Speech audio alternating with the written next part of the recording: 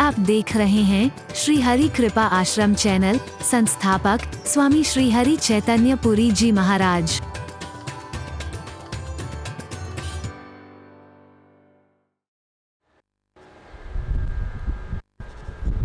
तो जो सेवक स्वामी धर्म संकट में डाल दे, उस सेवक को देख करके तो भी लजा जाती है।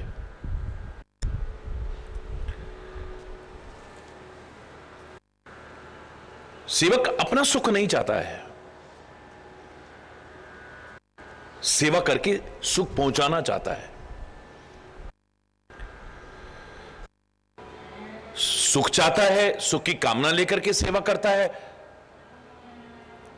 तो उसकी कोई भी क्रिया सेवा कहलाने के लायक नहीं हो सकती है।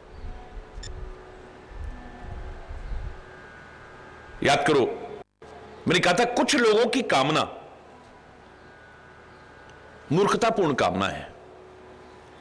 मैं कहा करता हूं कि कुछ भी असंभव नहीं है, लेकिन यह कामना संभव भी नहीं है, मूर्खतापूर्ण कामना है। एक भिखारी मान सम्मान की कामना लेकर के आगे चले, जब मैं भीख मांगने जाऊंगा तो लोग मेरा आदर करेंगे, सत्कार करेंगे, सम्मान करेंगे, मूर्खतापूर्ण कामना है। सम्मान मिल जाए एक अलग विषय हो सकता है, वरना कोई कह सकता है हट्टे कट्टे होके कमा खा नहीं सकते हो, शर्म नहीं आती तुम्हें भीख मांगते हुए। सुबह आगे बोनीना बट्टा चल देते हैं। कोई कुछ कह सकता है, कोई कुछ कह सकता है, सामने वाले पर निर्भर करता है कि कोई भीख मांगने आया है उसका भी सत्कार करे। हालांकि भिक्षावृत्ति को मैं किंचित मात्र भी बढ़ावा नहीं दे सकता, लेकिन लोग मांगते हैं।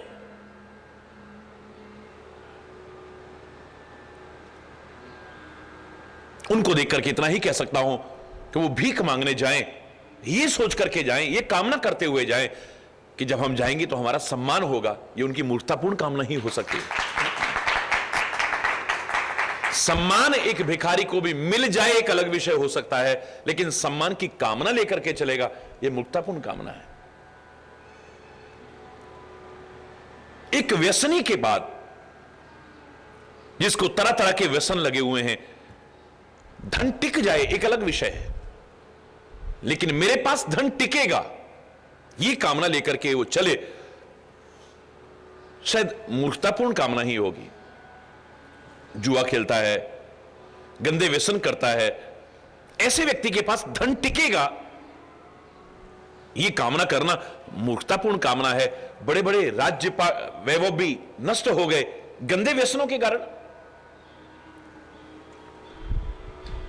अरे पांडवों का राज्य नष्ट हो गया, राजा नल का सारा राज्य नष्ट हो गया, इतिहास साक्षी है। कैसे कैसे लोगों का सब कुछ बर्बाद हो गया। जिसे गलत व्यसन लगे हुए हैं वो ये कामना करे कि मेरे पास धन टिका रहेगा, ये मूर्खतापूर्ण कामना है।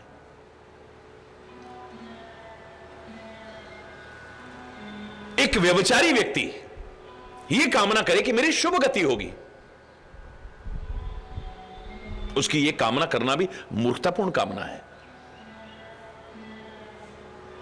एक लोभी व्यक्ति चाहे कि मेरा यश फैले चारों ओर, दानवीर का यश फैल सकता है, उदार व्यक्ति का यश चारों ओर फैल सकता है, लेकिन एक लोभी व्यक्ति यह चाहे कि मेरी हर तरफ प्रशंसा हो, मेरा यश फैले चारों ओर, यह मूर्खतापूर्ण कामना है। एक अभिमानी व्यक्ति कहे कि मेरे जीवन का सौंदर्य विकसित हो जाए, हर कोर मेरी ओर आकृष्ट हो, यह संभव ही नहीं है, मूर्खतापूर्ण कामना है।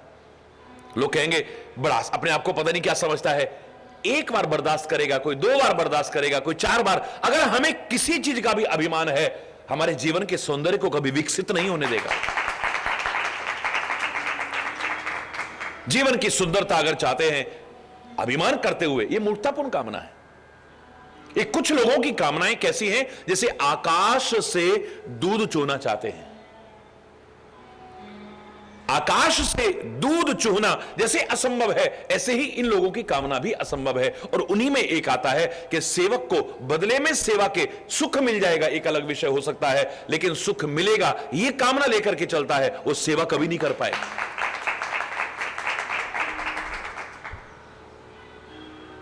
सेवा के बदले में मुझे सुख मिलेगा। हमारा तो क्या है, करेंगे सेवा तो मिलेगी मेवा।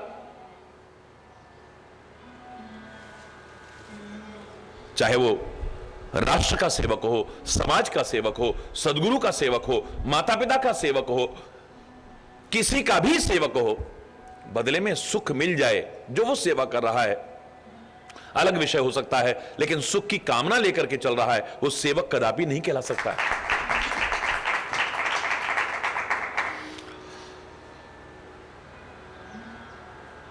मनु महाराज कहते हैं, हे परमात्मा, कृपा करके मुझे वरदान दीजिए, लेकिन प्रसन्न होकर के दीजिएगा।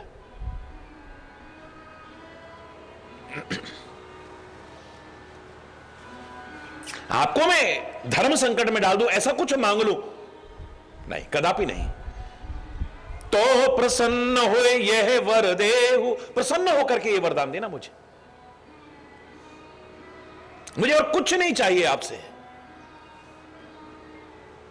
लेकिन आपने कहा है मांगो वरदान, तो मेरे अंतर में, यानी हमारे अंतर में, मनु और शत्रुपा दोनों के लिए कह रहे हैं, हमारे मन में जो आ रहा है, अगर आप हमसे प्रसन्न हैं और हमारे साथ स्नेह है, तो प्रसन्न होकर के ये वरदान दीजिए। क्या?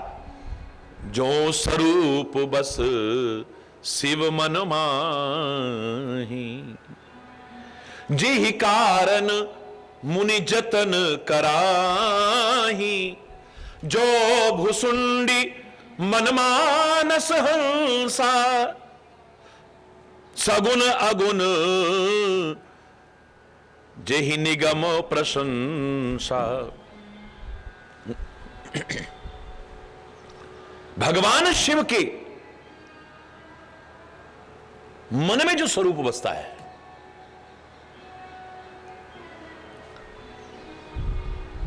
महाज्ञानी है वो। यहां पर हर तरह के लोगों को लिया है, भगवान शिव का उदाहरण दिया, उनके हृदय में जो स्वरूप बसता है, यानी वो महाज्ञानी है, कोई ऐसी वैसी चीज को तो चुनेंगे नहीं। मुनियों के मन में जो बसता है, वो कर्मकांडी हैं, यज्ञ करते हैं, होम करते हैं, जप करते हैं, साधन करते हैं, वो कर्मकांड को महत्व देते हैं। और कागभुशुंडी के मन में, यानी जो भक्त है, कागभुशुंडी जैसा भक्त कौन होगा? 27 कल्प से जो भगवान के दिव्य अवतार की छटा को देख रहा है, तीनों तरह के उदाहरण लिए हैं। जो भगवान शिव के हृदय में स्वरूप बसता है, जिसके लिए मुनि भी यत्न करते हैं, और मन रूपी मानसरोवर में जो हंस की तरह निवास करता है, कागभुशुंडी के, अगुण सगुण जिहि निगम प्रशंसा, अगुण और सगुण कह करके, साकार और निराकार कह करके जिसकी वेद और शास्त्र प्रशंसा करते हैं, देखें हम स्वरूप भरी लोचन, बस हम उस रूप को नेत्र भर के देख लें, हमें और कुछ नहीं चाहिए।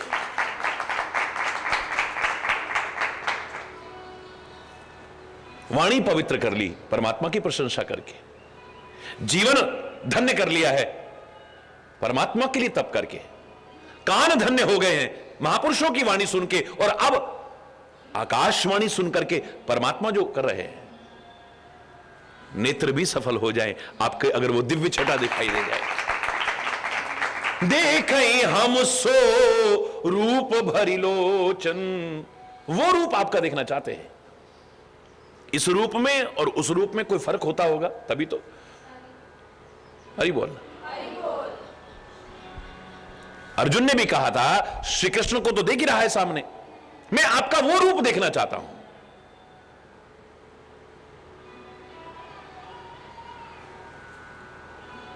इस रूप को तो सभी लोग देख रहे हैं।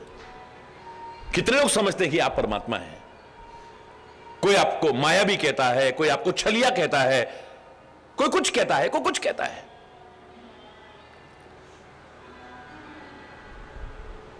मुझे तो आपके उस दिव्य स्वरूप की छटा देखने को, भगवान कृष्ण कहते हैं कि चर्म नेत्रों से तो चमड़ा ही दिखाई देगा, इन नेत्रों से अगर तुम चाहो कि मेरे दिव्य स्वरूप को देख पाओ तो यह संभव नहीं, उसके लिए दिव्य नेत्रों की आवश्यकता है।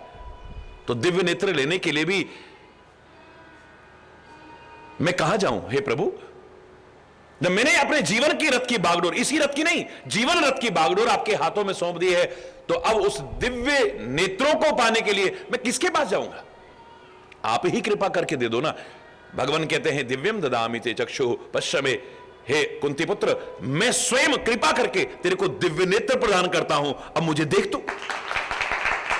और अपना वो विराट रूप दिखाते हैं।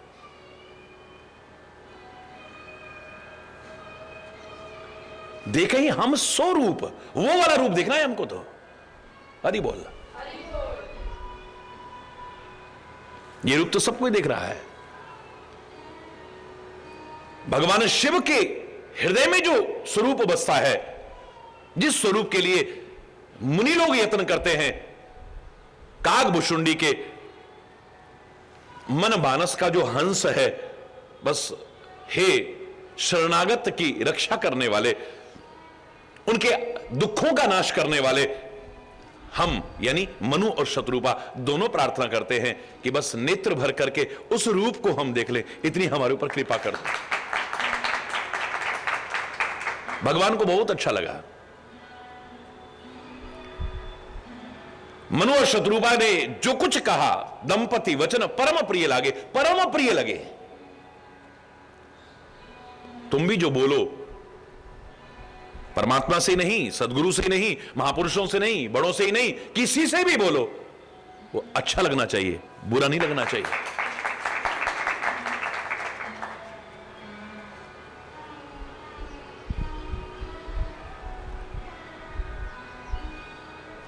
हमारे यहां कहा है कि सत्य बोलो, लेकिन सत्य के साथ साथ इतना भी कहा है मधुर सत्य बोलो।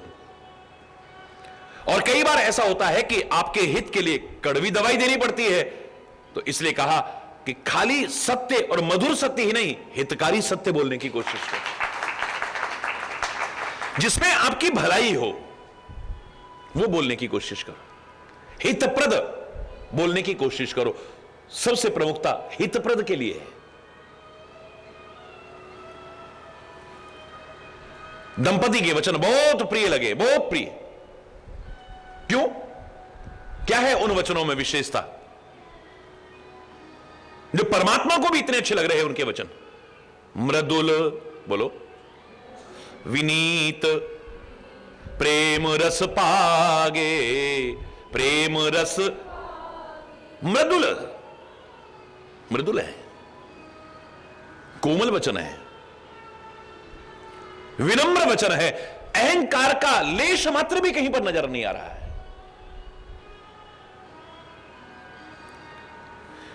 मीठे वचन हैं, कोमल वचन हैं, विनम्र वचन हैं, और प्रेम रस पागे, ये सारा कुछ बोलो, लेकिन उसमें प्रेम नहीं हो, परमात्मा को पसंद नहीं आ सकते, क्योंकि राम ही केवल प्रेम प्रिया। कैसे भी हो चलेगा। केवट मृदुल नहीं बोल रहा था, केवट विनीत शब्द नहीं बोल रहा था, लेकिन प्रेम रस पागे बोल रहा था। मेरे भगवान को बहुत अच्छे लगते हैं।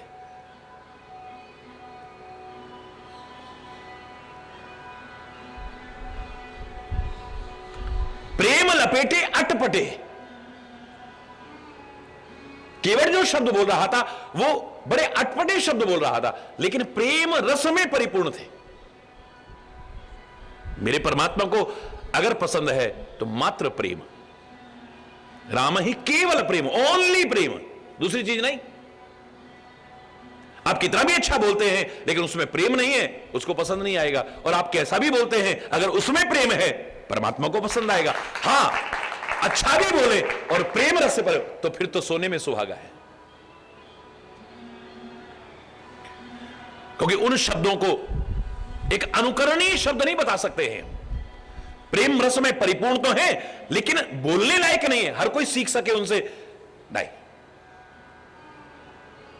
बाली भी हृदय में तो बड़ा प्रेम रखता है, हृदय प्रीति, मुख वचन कठोरा, शब्द बड़े कठोर बोल रहा है। तो ये कोई अनुकरणीय शब्द नहीं हो सकते कि हर कोई ऐसे बोले क्योंकि भगवान उसके वचनों को सुन करके प्रसन्न हो गए तो हमारे भी सुनेंगे तो प्रसन्न हो जाएंगे। नहीं नहीं,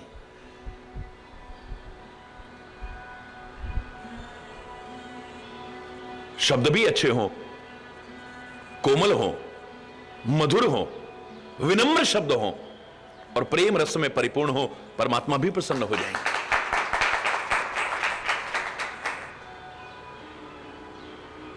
दंपति वचन परम प्रिय लागे, मृदुल विनीत प्रेम रस पागे, भगत वचल प्रभु कृपा निधाना।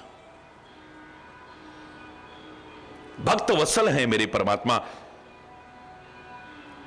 पहले ही कहा है ना, आप सुर धेनु हैं। और धेनु है किसके लिए? वत्स के लिए। किसके लिए? बछड़े के लिए। वत्स शब्द है और वत्सल उसी से बना है। भक्त वत्सल है।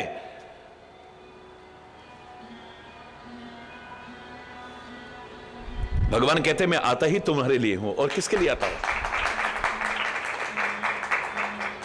भगत वत्सल प्रभु कृपा निधाना। कृपा निधान परमात्मा विश्ववास प्रगटे भगवाना। विश्ववास परमात्मा प्रकट हो गए, उनको कहीं से आना नहीं पड़ता है। जो सृष्टि के कण कण में समाया हुआ है वो कहीं भी प्रकट होता है, इसलिए प्राकट्य कहते हैं। कहीं पर उनका ही नहीं कि वो वहां से आए वहां से आए वहां से आए। द्रौपदी ने पुकारा, लाज लुट रही थी, एक क्षण बचा था, साड़ी खींची चली जा रही थी। अब ऐसे में द्वारिका से आते तो आते आते तो कुछ अनर्थ होने की संभावना हो सकती है।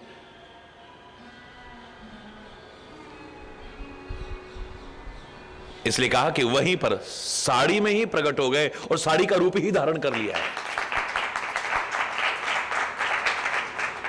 गजराज ने जब पुकारा है, अब तो तिल भर सूंड बची है, बस प्राण जाने वाले ही हैं, तब पुकारा है। कहीं से आना होता तो देर लग जाती, और देर लग जाती तो क्या होता? प्राण चले जाते और भगवान का जो विरध है अन्यथा हो जाता।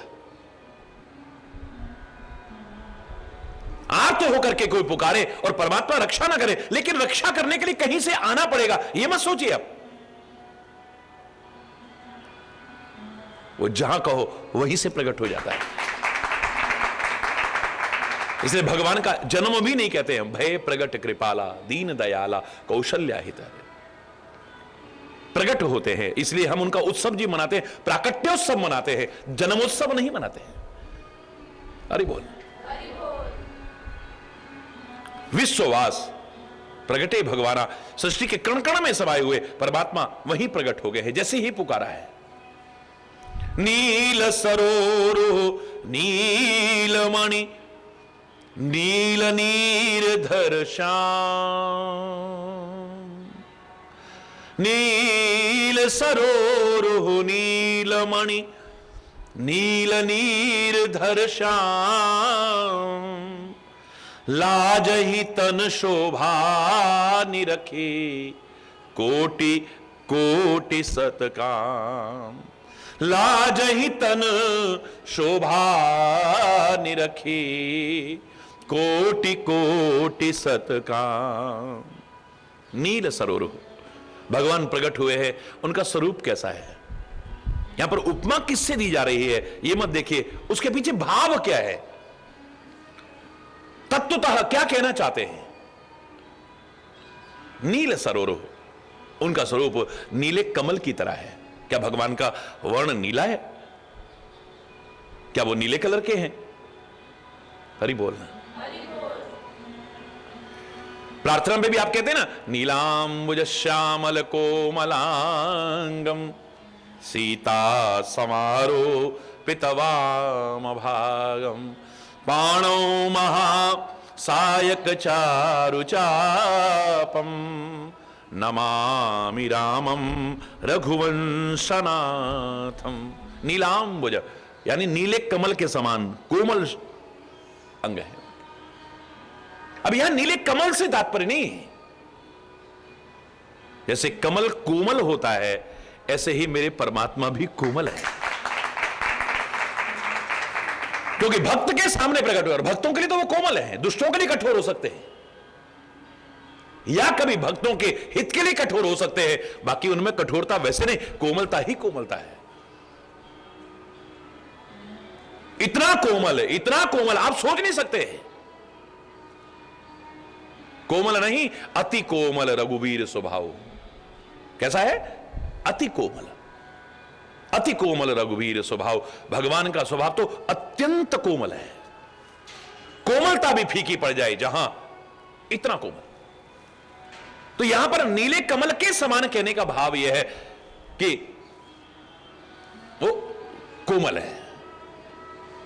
नील सरोरो नीलमणि, नीलमणि के समान है। अब सूर्य के समान देदीप्यमान नहीं कहा है, चंद्रमा के समान प्रकाशमान नहीं कहा है, अग्नि के समान तेज के पुंज नहीं कहा है, क्योंकि इन सब के तेज मंद हो सकते हैं। सूर्य का प्रकाश संध्या काल के समय वो नहीं होता है, रात्रि में हमें नजर भी नहीं आता है। चंद्रमा का प्रकाश भी घटता है, बढ़ता है, अग्नि भी मंद बढ़ सकती है, लेकिन नीलमणि कहा है, मणि जो होती है वो हमेशा प्रकाशमान रहती है।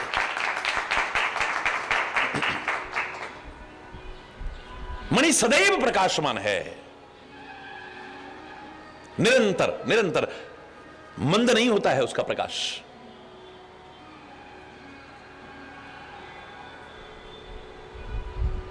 गुरुदेव के चरण नखों की जब उपमा देने लगे हैं तो कैसे दी है? उनके चरण कमलों के नख बड़े प्रकाशमान हैं, अंधकार को मिटा देते हैं, तमस को मिटा देते हैं, हमारे अंतर की। अगर उनका हृदय कमल में स्मरण किया जाए तो सूर्य से उपमा क्यों नहीं दी? क्यों नहीं कहा प्रकाशमान सूर्य की तरह है?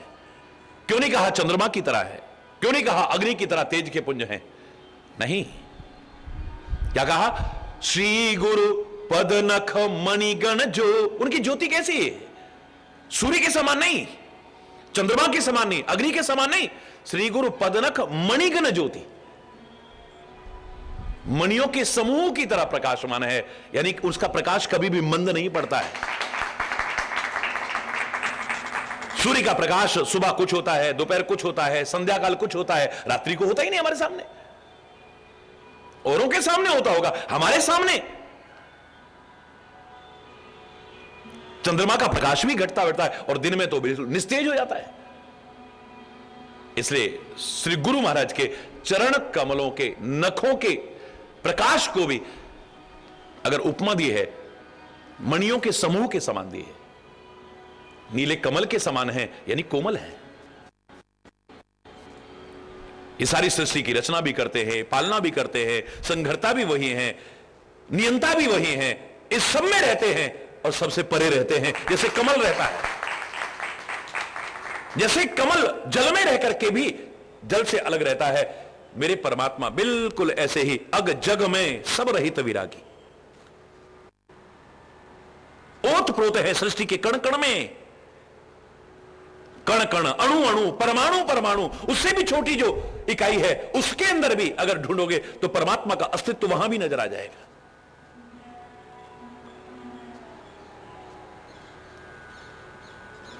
प्रहलाद, कहां है तेरा परमात्मा? हिरण्यकश्यप पूछता है, प्रहलाद कहता है कहां नहीं है मेरा परमात्मा? सृष्टि के कण कण में, अणु अणु में, परमाणु परमाणु में मेरा परमात्मा विद्यमान है। क्या इस खंबे में भी है? हां, क्यों नहीं, दिखाओ।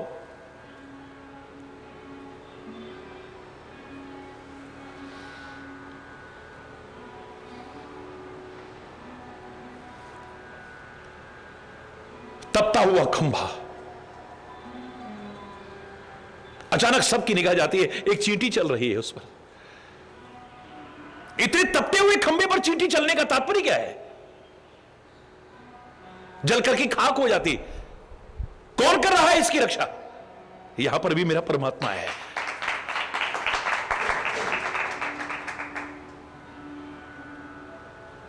अपने भक्त की लाज रखने के लिए कहते हैं उस खंभ को फाड़ करके परमात्मा निकले हैं।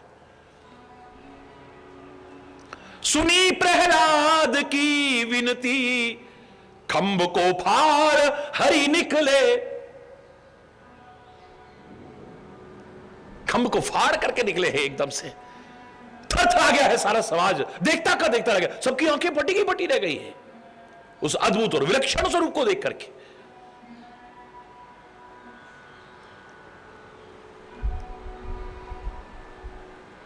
प्रहलाद की रक्षा करने के लिए आना है, अगर कहीं से आना होता तो जरा भी विलंब हो जाता, अनर्थ हो जाता।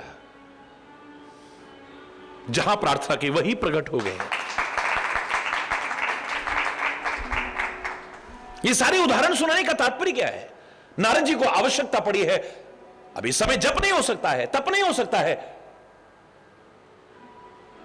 विश्व विमोनी कैसे मिले मुझे? परमात्मा के बिना मेरी मनोकामना को और कोई पूर्ण कर नहीं सकता है। अगर मैं जाता हूं तो मुझे देर हो जाती है, जप और तप के बल पर उन्हें प्रकट करता हूं, देर हो जाएगी। बहुविधि विनय कीनते ही काला, प्रगटे प्रभु कौतुकी कृपाला। हृदय से प्रार्थना की है, एक क्षण नहीं लगा, परमात्मा वहीं प्रकट हो गए।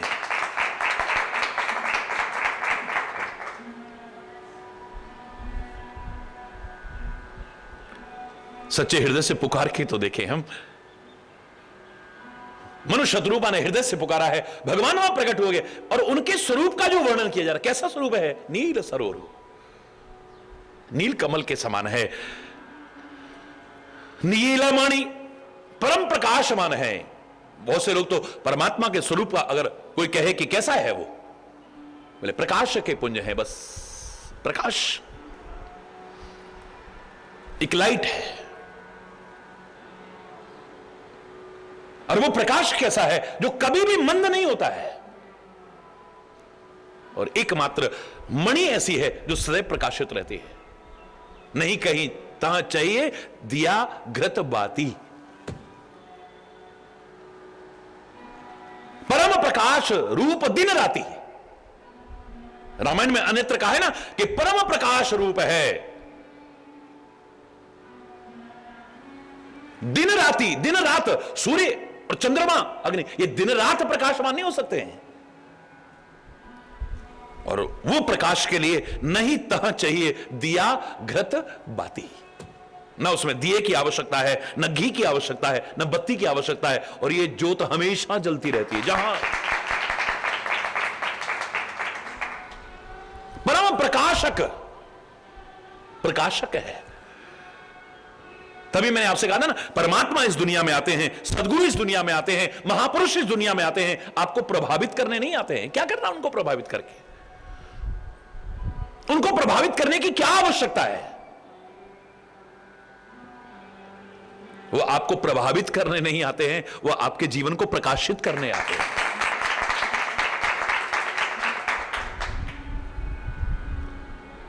बंदऊ गुरुपद कंज, कृपा सिंधु नर रूप हरि, महामोह तम पुंज, जासु वचन रवि कर निकर। वो जो बोल रहा है आपको प्रभावित करने के लिए नहीं बोल रहा है। बड़े बड़े कथावाचक बैठे होंगे, बड़े बड़े विद्वान बैठे होंगे, जिनका व्यवसाय है वो ऐसी कथाएं सुनाएंगे, आप बड़े प्रभावित हो जाएंगे, मुग्ध होकर के नाचने लग जाएंगे। लेकिन अंतर में कोई भाव नहीं होता उनके। उनका उद्देश्य मात्र आपको प्रभावित करके आपकी जेब में से कुछ निकलवाना है। लेकिन संत का यह प्रयास नहीं है, मेरे सदगुरु का यह प्रयास नहीं है, मेरे परमात्मा का यह प्रयास नहीं है। वो आपको प्रभावित नहीं करना चाहते, वो आपको प्रकाशित करना चाहते हैं।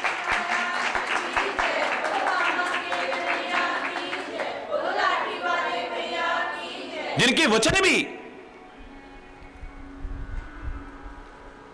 महामोह तम पुंज, जासु वचन रवि कर निकर। सूर्य की किरणों के समान सारे भ्रमों को समाप्त कर देते, भ्रम रूपी अंधकार को समाप्त कर देते, अज्ञान रूपी अंधकार को समाप्त कर देते हैं। उनके वचन भी प्रकाश ही प्रकाश है। खाली बाहर प्रकाश नहीं होता है, अंतर जीवन में प्रकाश हो जाता है। और मैंने आपसे कहा था, यहां खाली बाहरी प्रकाश की चर्चा नहीं है। बाह्य जीवन में तो सूर्य प्रकाश करता है, चंद्रमा प्रकाश करता है, अग्नि प्रकाश करती है, लेकिन अंतर जीवन में तो संत और सदगुरु की वाणी प्रकाश करती है। मेरा परमात्मा कैसा है? परम कोमल है भक्तों के लिए, कठोर भी है दुष्टों के लिए।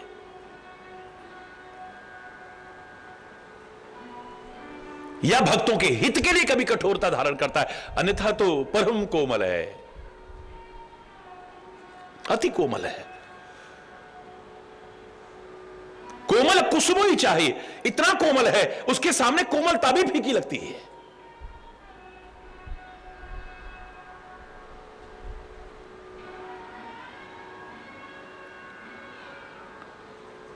नील सरोरुह नीलमणि नील नीरधर श्याम। और उनका स्वरूप कैसा है? नीले आकाश की तरह जल से भरा हुआ श्याम रंग हो चुका है जिसका।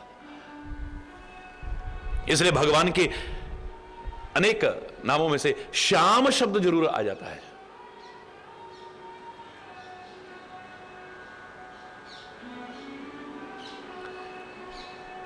घनश्याम कह देते हैं उसे, घनश्याम। इस दुनिया में तीन ही स्थान प्रमुख माने गए हैं, जल, थल और आकाश। जल का उदाहरण दे दिया है, नीलकमल है। थल का दे दिया है, मणि के समान प्रकाशवान है। नील नीरधर श्याम। आकाश का उदाहरण दे दिया है कि वो काले काले बादलों की तरह है। यानी जल थल अग्नि आकाश पवन में केवल तेरी सत्ता, तेरे अलावा है क्या? सर्वव्यापकता का दर्शन करा रहे हैं हर शब्द के अंदर। जल में भी वही है, थल में भी वही है, आकाश में भी वही है, पाताल में भी वही है, अंतरिक्ष में भी वही है। कहां पर वो नहीं है? उसे घनश्याम क्यों कहते हैं? याद करो, मैंने कहा था, इसलिए कहते हैं क्योंकि वो प्रेम रूपी जल से परिपूर्ण है। नील नीरधर श्याम, जल भरे हुए मेघों के समान। नीला है लेकिन नीरधर श्याम, जल धारण करने वाले, यानी काले काले बादलों की तरह है। इसका तात्पर्य नहीं कि भगवान काले हैं, भगवान गोरे हैं। लोग कह देते हैं मेरा गोपाल गिरधारी जमाने से निराला है, रंगीला है, रसीला है, न गोरा है न काला है। एक कहता है मेरे भगवान काले हैं, एक कहता है न गोरा है न काला है। लेकिन हरि चैतन्य से जब भी कोई पूछेगा, ये कहेगा नीला भी वही है, काला भी वही है, गोरा भी वही है, सब कुछ वही पे है, उसके अलावा है क्या?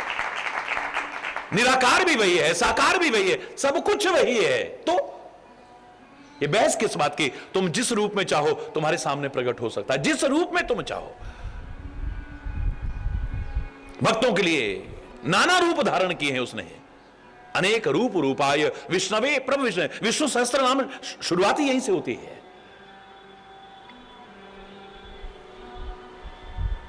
तुम्हारी भावनाओं के अनुरूप वो रूप धारण कर लेता है। घनश्याम इसे इसलिए कहते हैं, नीला आकाश, गोरा चिट्टे बादल बहुत ऊंचे होते हैं, बहुत विशाल है, बहुत। परमात्मा भी निराकार रूप में बहुत अनंत है, अथाह है, विशाल है, व्यापक है, बड़ी अच्छी बात है। लेकिन भक्तों को आनंद नहीं आता है, दूर है ना, बहुत बड़ा है। लेकिन कहते ना, बड़ा हुआ तो क्या हुआ, जैसे पेड़, पंथी को छाया नहीं फल। भक्तों को आनंद कब आता है? जब भक्तों के बीच उतर आता है। और वो बादल बीच में जब उतर के आता है तो जल से भरने के बाद जब श्याम वर्ण का हो जाता है तभी उतर करके आता है। हरि बोल। जब काला काला हो जाता है, बिल्कुल नीचे उतर आता है।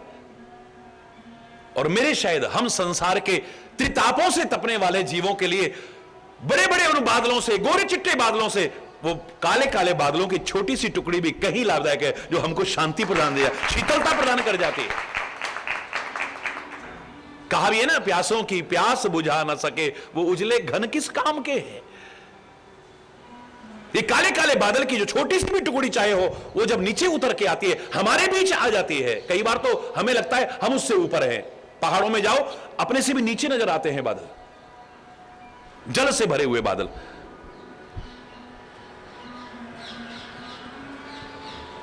तो जब वो नीचे उतर आए, हमें शीतलता प्रदान कर जाते हैं। जब बरसते हैं तो हमारी सूखती हुई खेती को हरियाली प्रदान कर जाते हैं, हमारे ताप का हरण कर जाते हैं,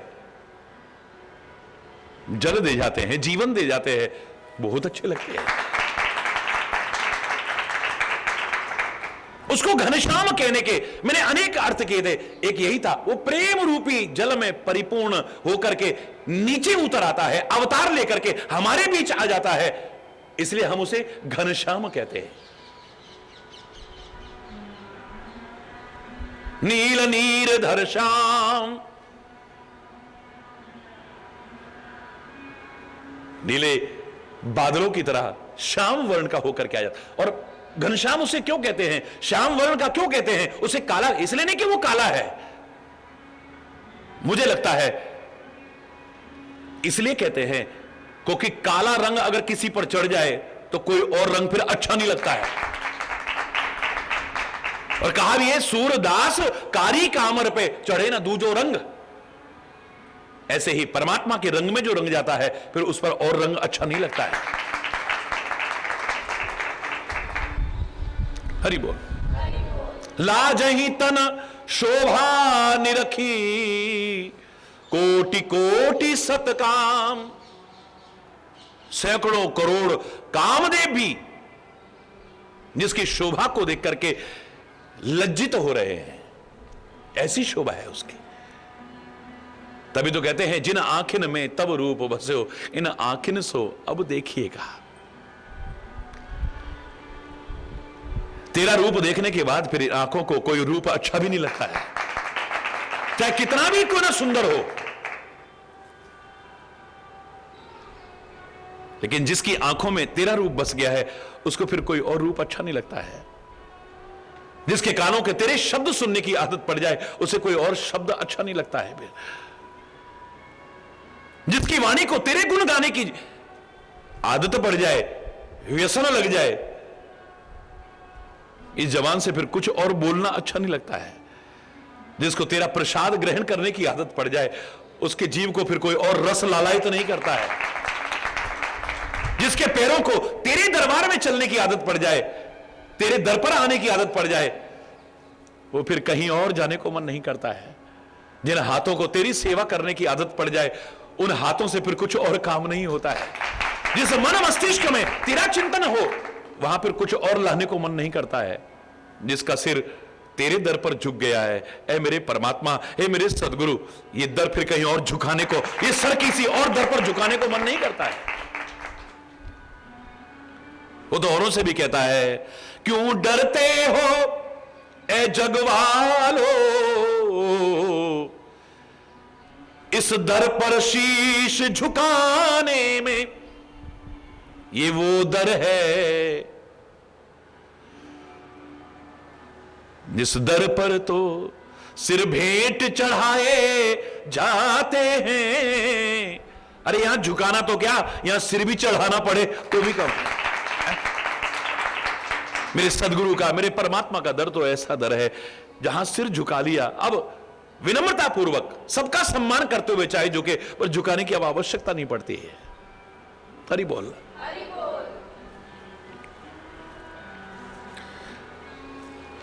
दिव्य स्वरूप, दिव्य छटा जिसके मन में बस गई, फिर उसे कुछ और नहीं चाहिए। मैंने आपसे कहा था, ये इंद्रियां अपने विषय की तरफ आकर्षित होती हैं, स्वाभाविक चीज है। आंखों का विषय है रूप, ये रूप को देख करके आकर्षित होंगे। तुम्हें आंखों को रोक नहीं सकते हो। हर कोई सूरदास बनकर के अपनी आंखें नहीं फोड़ेगा, बिल्व मंगल बनकर के अपनी आंखें नहीं फोड़ेगा। ऑल्टरनेट दे दो इन्हें, विकल्प दे दो इन्हें। सदगुरु का, परमात्मा का रूप अगर इन आंखों में बस गया, ये किसी और रूप को देखने को लालायित नहीं रहेगा। बस गया तो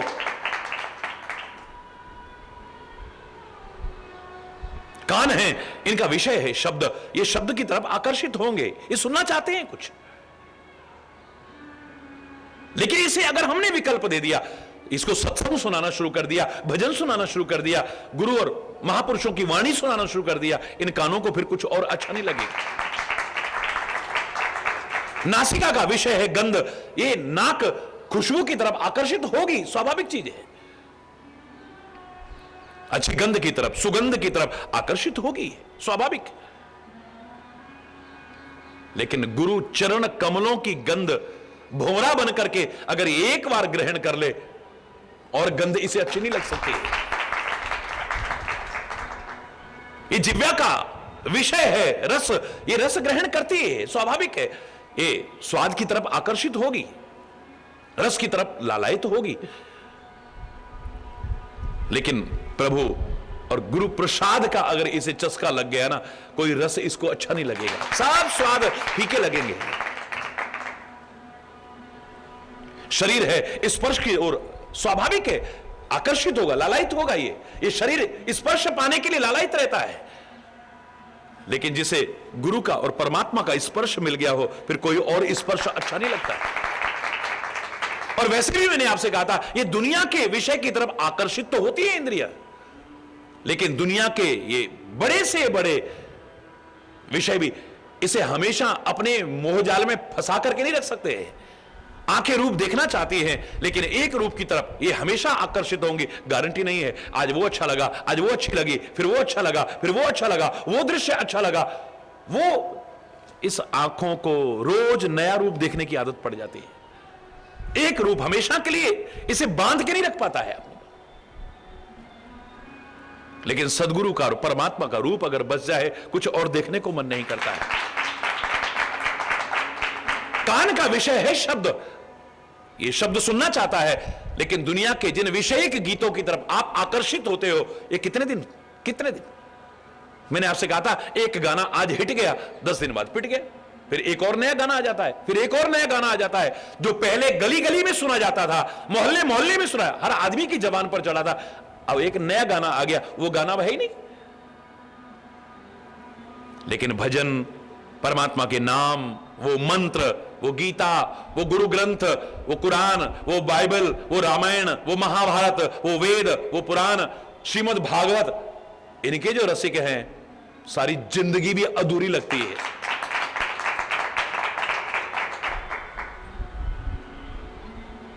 हमेशा अच्छे लगते हैं।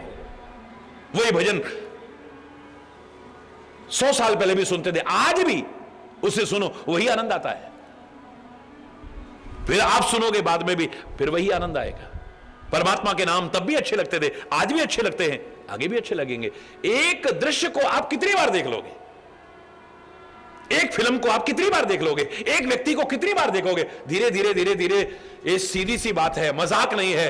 जो चंद्रमुखी लगती है, फिर वो सूरजमुखी लगने लगेगी, फिर ज्वालामुखी भी लगने लगे तो कोई अतिशयोक्ति नहीं है। हमेशा एक रूप आपको फंसा के रख सकेगा अपने मोहजाल में, सवाल ही नहीं है। लेकिन वो रूप जब बस गया, कुछ अच्छा नहीं लगेगा। ये दुनिया के शब्द आपको हमेशा आकर्षित नहीं कर पाएंगे, लेकिन ये शब्द, इससे फिर हटने को भी मन नहीं करेगा। दुनिया भर की कोई अच्छी से अच्छी गंध हो, ज्यादा दिन आपको खींच के नहीं रख पाती है। आज फलाना डीओ आ गया है, अब एक नया आ गया है, वो वाली उसकी खुशबू अच्छी है, उसकी खुशबू अच्छी है, फलाना परफ्यूम अच्छा है, फलाना परफ्यूम, जो ऐड देखा लोग आकर्षित हो रहे हैं, चलो इसी को लगा लो। हरि बोलना।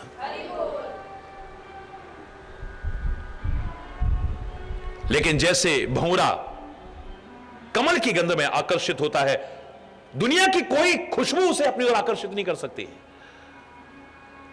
लकड़ी के अंदर छेद करने की सामर्थ्य रखने वाला भंवरा कमल की कोमल पंखुड़ियों को नहीं काट पाता है, बैठा रहता है। खुशबू में आनंद, शाम हो जाती है, कमल की पंखुड़ियां बंद हो जाती है, वो काटता नहीं है, इतना मगन हो जाता है, इतना मगन, अपने प्राण तक त्याग देता है। चरण भी कमल हैं, भौरे बनकर के एक बार उसकी खुशबू ले लो, कुछ और अच्छा नहीं लगेगा। उन चरण कमलों पर तो सिर झुकाना तो दूर, सिर कटाना भी पड़ा तो पीछे नहीं हटेगा आदमी। हरि बोलना। सिर चढ़ाना भी पड़ा तो पीछे नहीं हटेगा आदमी, बशर्ते कि उसने अपने आप को भौरा बना करके चरण कमलों की गंध एक बार ली हो। हरि बोल। दुनिया भर के स्वाद आपको ज्यादा दिन आकर्षित नहीं कर सकते। एक चीज को आप कब तक खाओगे, कब तक खाओगे? रोज नयापन चाहिए, रोज नयापन चाहिए। उसी चीज को अलग अलग तरह से बना करके आप ग्रहण करते हो। फिर आज ये चाहिए, आज वो चाहिए, आज फलाना चाहिए, आज नाश्ते में ये बना लो, आज भोजन में ये बना। एक ही चीज को रोज रोज नहीं कर सकते हैं। एक स्वाद आपको हमेशा के लिए आकर्षित नहीं कर पाएगा अपनी ओर। लेकिन प्रसाद एक कण मात्र क्यों ना मिल जाए, राजा महाराजा भी लालायित होकर के हाथ फैला करके लेने को तैयार हो जाएंगे। जिसके आगे दुनिया हाथ फैलाती थी, आज वो हाथ फैलाने को तैयार हो जाए। यहां आप देखते हो रूखा सूखा प्रसाद है। आप भी सुनते हो और अनुभव भी करते हो कि शायद बड़े बड़े होटलों के भोजन भी उसके आगे फीके लगते हैं। नए लोग आए हमारे साथ, महाराज जी रास्ते में कहने लगे होटल में कुछ खा के चलते हैं। मैंने कहा नहीं, वहां का प्रसाद लेंगे। जिसको इस प्रसाद का चस्का लग गया उसके सामने बड़े बड़े व्यंजन भी फीके लगते हैं।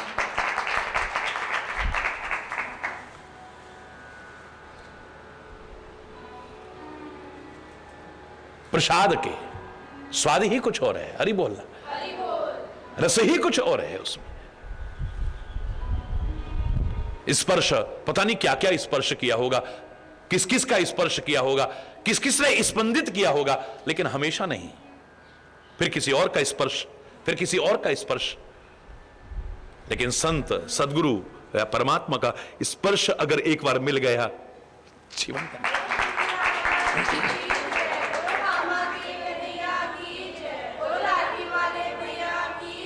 महाराज जी सिर पे हाथ तो रखा ही नहीं, स्पर्श चाहता है आदमी।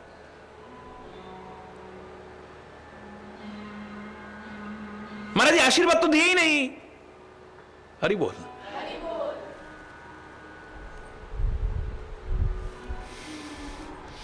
धन्य है वो जो ऐसा रूप,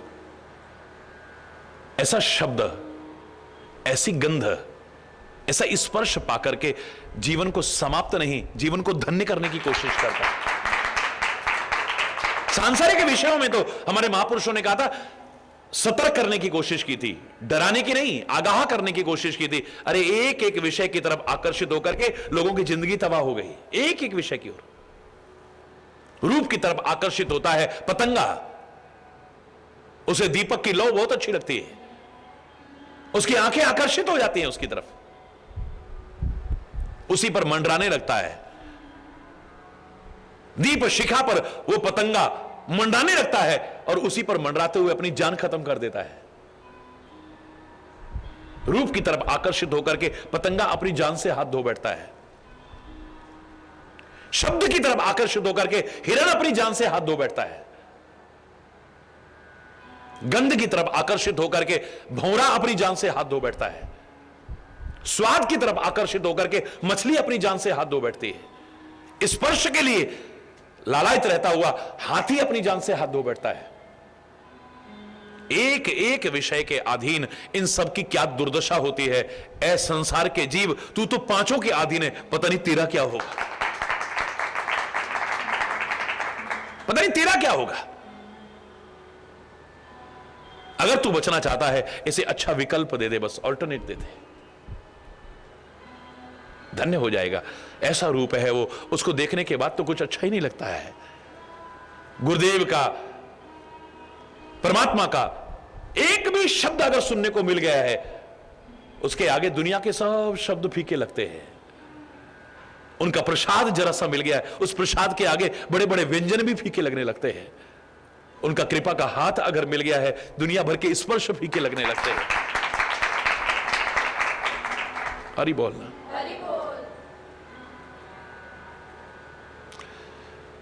मुझे गर्ज न और सहारों की, मुझे गर्ज न और सहारों की, एक तेरा सहारा काफी है, एक तेरा सहारा काफी है, मुझे गर्ज न और सहारों की, मुझे गर्ज न और सहारों की, एक तेरा सहारा काफी है, एक तेरा सहारा काफी है, मझधार में डूबने वालों को, मझधार में डूबने वालों को, एक तेरा किनारा काफी है, एक तेरा किनारा काफी है, मुझे गर्ज न और सहारों की, मुझे गर्ज न और सहारों, बन बन के सहारे टूटते हैं, ये रस्म पुरानी है जग की, बन बन के सहारे टूटते हैं, ये रस्म पुरानी है जग की, ये रस्म पुरानी है जग की, ये रस्म पुरानी है जग की, जो टूटे कभी और छूटे नहीं, जो टूटे कभी और छूटे नहीं, वो तेरा द्वारा काफी है, वो तेरा द्वारा काफी है, मुझे गर्ज न और सहारों की, मुझे गर्ज न और सहारों की, एक तेरा सहारा काफी है, एक तेरा सहारा काफी है, मुझे गर्ज न और सहारों की, मुझे गर्ज न और, यहां रिश्वत और सिफारिश से कोई काम नहीं बन सकता है, यहां रिश्वत और सिफारिश से कोई काम नहीं बन सकता है, कोई काम नहीं बन सकता है, बिगड़ी तकदीर संवारने को, बिगड़ी तकदीर संवारने को, एक तेरा इशारा काफी है, एक तेरा इशारा काफी है, मुझे गर्ज न और सहारों की, मुझे गर्ज न और सहारों की, एक तेरा सहारा काफी है, एक तेरा सहारा काफी है, गर्ज न और सहारों की, मुझे गर्ज न और, नजरों को धोखा देते हैं ये झूठे नजारे दुनिया के, नजरों को धोखा देते हैं ये झूठे नजारे दुनिया के, ये झूठे नजारे दुनिया के, ये झूठे नजारे दुनिया के, मेरी प्यासी आंखों के लिए, मेरी प्यासी आंखों के लिए, एक तेरा नजारा काफी है, एक तेरा नजारा काफी है, गर्ज न और सहारों की, मुझे गर्ज न और सहारों की, एक तेरा सहारा काफी है, एक तेरा सहारा काफी है, गर्ज न और सहारों की, मुझे गर्ज न और। हंसराज पपीहे को मतलब क्या नदियों और तालाबों से, हंसराज पपीहे को मतलब क्या नदियों और तालाबों से, क्या नदियों और तालाबों से, क्या नदियों और तालाबों से, बादल से बरसे स्वाति की, बादल से बरसे स्वाति की, बस एक ही धारा काफी है, बस एक ही धारा काफी है, गर्ज न और सहारों की, मुझे गर्ज न और सहारों की, एक तेरा सहारा काफी है, एक तेरा सहारा काफी है, मझधार में डूबती नैया को, मझधार में डूबने वालों को, एक तेरा किनारा काफी है, एक तेरा किनारा काफी है, गर्ज न और सहारों की, मुझे गर्ज न और सहारों की, मुझे गर्ज न और सहारों की।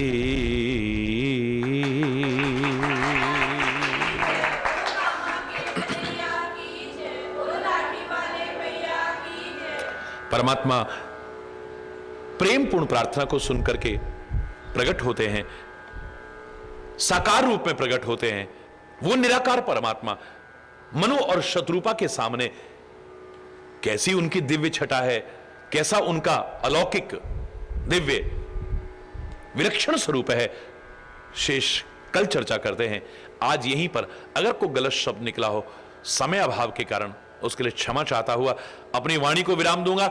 एक बार जोर से बोलेंगे, धर्म की अधर्म का प्राणियों में विश्व का, गौ माता की, भारत माता की, गंगा माता की, संत समाज की, भारत की देवियों की, भक्त समाज की।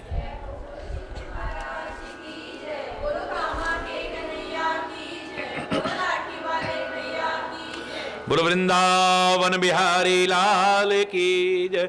जय जय श्री राधे।